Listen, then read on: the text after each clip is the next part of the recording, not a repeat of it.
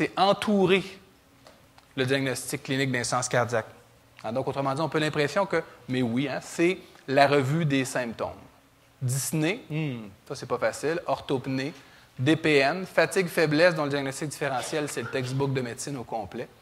L'intolérance à l'effort, la toux, la prise de poids, ça, c'est important. Un patient qui prend du poids ou perd du poids rapidement, on dit 5 kilos en moins de 2 semaines jusqu'à preuve du contraire, c'est l'insuffisance cardiaque. C'est rare qu'on les voit gagner 5 kilos, mais vous les voyez quand même. C'est des patients qui reviennent à l'hôpital qui ont repris 10 kilos en 2-3 semaines. Mais c'est aussi la réponse au traitement. Vous donnez des diurétiques, le poids baisse beaucoup, sans symptômes associés. Habituellement, c'est de l'insuffisance cardiaque. Extrémité froide, c'est rare, c'est des signes de bas débit. Les signes moins fréquents, mais qui sont importants pour vos patients âgés de déficit cognitif, ça peut être jusqu'à 20 chez vos patients âgés qui vont se présenter uniquement avec des troubles de concentration, des troubles de mémoire. Bref, un diagnostic qui comprend des critères connus. Ça, c'est l'algorithme que je pense que vous devriez garder. De tout ce que je vous dis aujourd'hui, probablement que ce n'est pas très important. Celui-ci est probablement important. Ça, c'est l'algorithme décisionnel de l'insuffisance cardiaque de la Société canadienne de cardiologie. Il est publié, puis il est disponible sur leur site web aussi, là, du ccs.org. Mais essentiellement, ce que vous avez, c'est une suspicion. Mon patient est essoufflé et fatigué. Je me demande si c'est de l'insuffisance cardiaque. Puis il vous propose l'algorithme. Le premier, c'est l'examen physique et les antécédents. Le deuxième, c'est l'investigation, ce que vous faites d'habitude, votre rayon X, votre électro. Autre examen hématologique, être sûr que ce n'est pas une anémie, une insuffisance rénale. Puis bien entendu, on vous propose quand même le BNP si vous l'avez.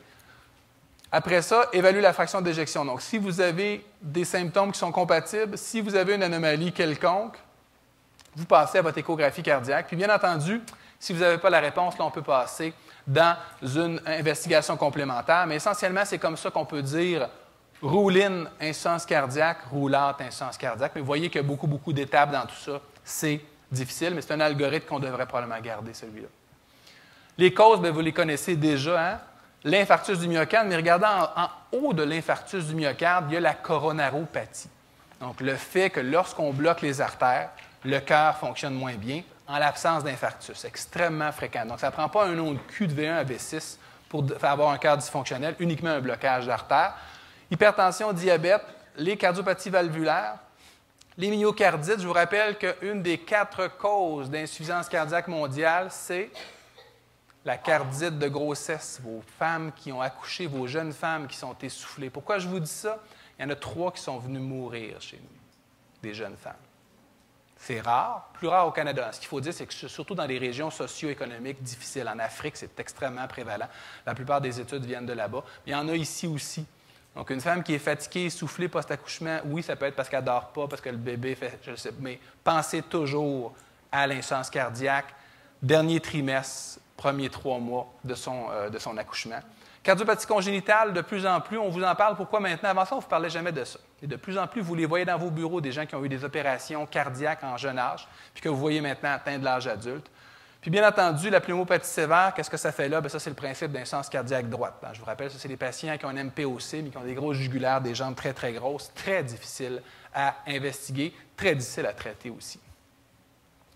Facteurs de risque. Les facteurs de risque doivent faire l'objet d'une prise en charge, on l'avait déjà dit. Le niveau de ça, c'est un niveau A. On peut prévenir l'hospitalisation. Les études récentes des ACE et des ARA vous démontrent que d'être agressif, ça diminue la survenue d'insuffisance cardiaque. Je vais vous en poser une question. Si vous avez le choix de traiter l'hypertension avec un ACE ou avec un diurétique, lequel va prévenir plus l'insuffisance cardiaque? Malheureusement pas. 13 plus d'insuffisance cardiaque avec le ACE qu'avec le diurétique. Bien comprendre, si 50 vient d'une insuffisance cardiaque systolique, l'insuffisance cardiaque systolique, le ACE ne répondra pas à ça, c'est le diurétique. Ceci dit, ce n'est pas des données qui sont concluantes. Il n'y a pas eu d'évaluation précise de ces patients-là, mais bien comprendre que ces concepts-là théoriques dans notre tête ne sont pas toujours bons. Les signes à détecter, bien entendu, ce qu'il faut montrer aux patients, c'est comment utiliser la salle d'urgence, comment utiliser votre bureau. Puis ça, je pense que c'est inquiétant parce que le patient s'y appelle tout le temps, on va être en difficulté. C'est le principe du sans rendez-vous, mais il faut bien l'utiliser. Comment utiliser le Lasix supplémentaire? Est-ce qu'on est capable ou assez confiant pour dire au patient, lorsque vous êtes essoufflé, lorsque vous gagnez du poids, doubler votre dose de diurétique ou prendre une dose supplémentaire? C'est ça qu'il faut regarder. Je ne vous dis pas de faire ça avec tous vos patients. Il y a des patients qui ne sont pas fiables de ce côté-là, puis on va créer plus de problèmes à donner plus de diurétique. Il faut que le patient soit compliant. Suivi minutieux systématique, c'est toujours vrai. L'autre chose, la compliance médicamenteuse. Extrêmement important, les patients, ils ne prennent pas systématiquement leurs médicaments. Je vous rappelle que le taux de compliance usuel de vos patients, c'est à peu près 80 %. C'est comme moi, quand je prends des antibiotiques, au bout de 14 jours, je dis tout le temps au pharmacien, tu t'es trompé, il y en avait bien que trop dans le pot, il m'en reste tout plein. Mais non, c'est parce que je ne les ai pas tous pris. Bref, même nos patients qui nous disent oui, oui, oui, puis vous savez que cette information-là, elle est disponible auprès de votre pharmacien. Si vous demandez au pharmacien, il va vous parler de sa compliance. C'est assez facile pour lui. Un client, il est supposé de revenir aux 28 jours. S'il revient aux 30, aux 33, aux 35, ou bien il a pris 5 jours, pas de pilule, habituellement, ce qu'il fait, c'est qu'il traîne, puis il reste des médicaments. Fait que le pharmacien, il a cette donnée-là de façon curieuse. On ne l'a pas, nous, au Québec. Je vous rappelle qu'en Ontario, 4 fois par année, le pharmacien envoie cette information-là au clinicien. Encore ce matin, on entendait parler du dossier électronique. Un jour au Québec, on va avoir cette information-là. Ce que je vous dis, ce n'est pas avant que je prenne ma retraite, parce que la façon dont ça va pas bien. Les signes à détecter. Donc, informez vos patients des signes avant-coureurs. Si vous gagnez du poids, si vos jambes enflent, un des signes importants, en particulier pour les conjoints, parlez-leur des jugulaires. De façon intéressante, les conjointes ou les conjoints vont vous dire, c'est curieux, je vois son cou qui bouge.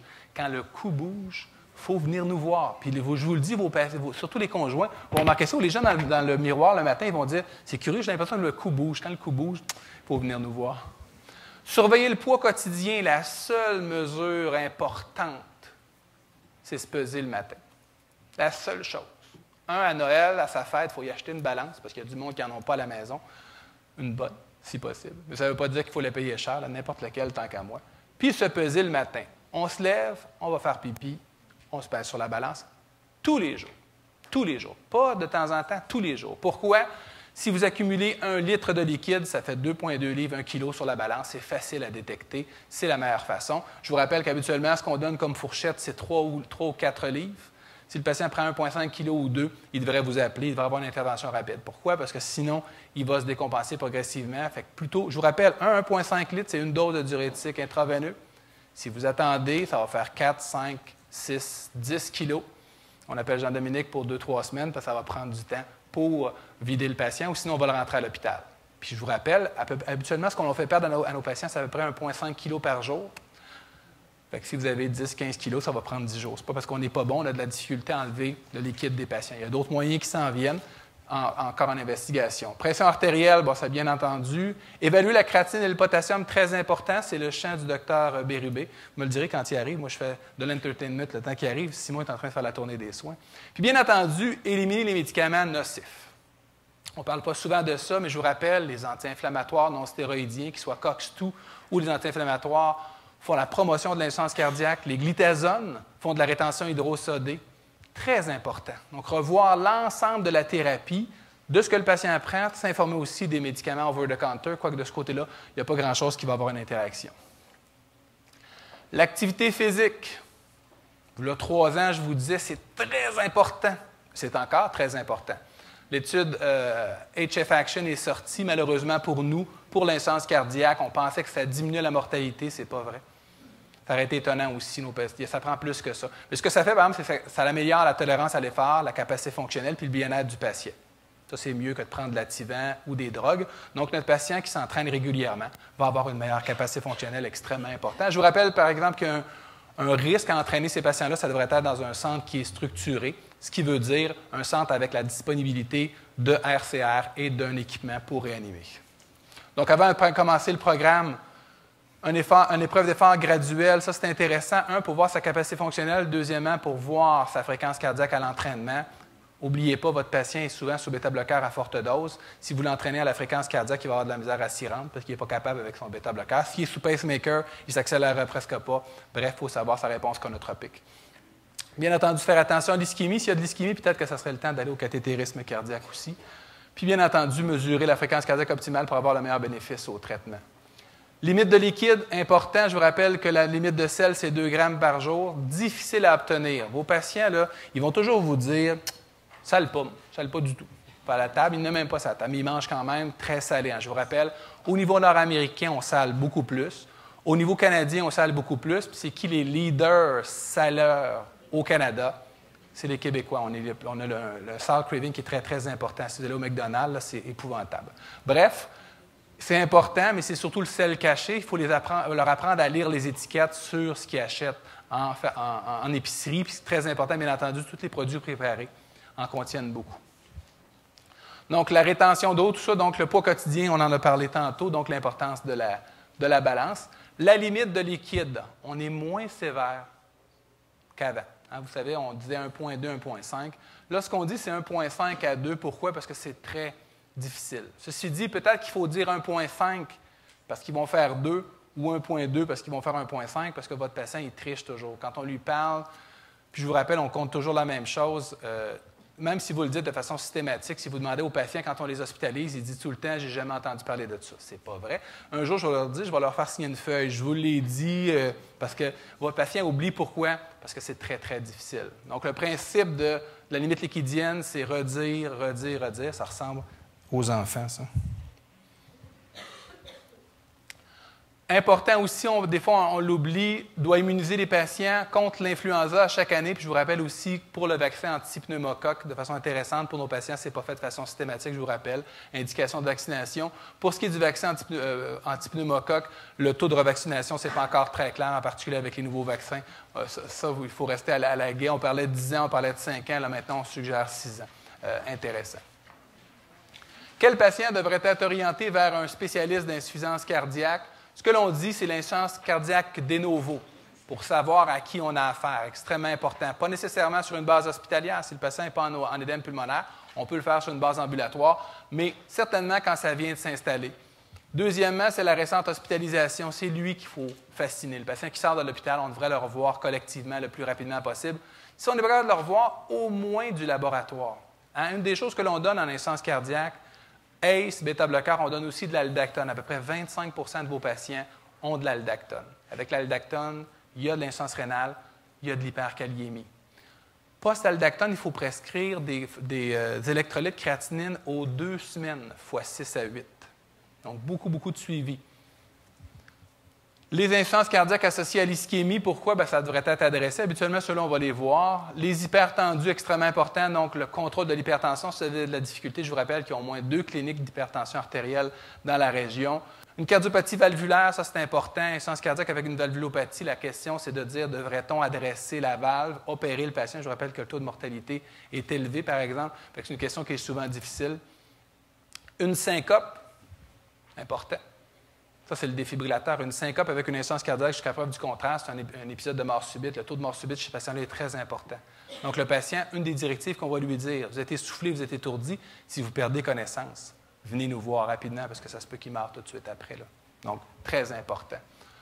Dysfonctionnement rénal, ça, c'est le gros problème actuel. En 2010, un des gros problèmes, c'est le syndrome cardio-rénal, lorsque le rein est en difficulté. Pourquoi? Principe assez fort, assez facile.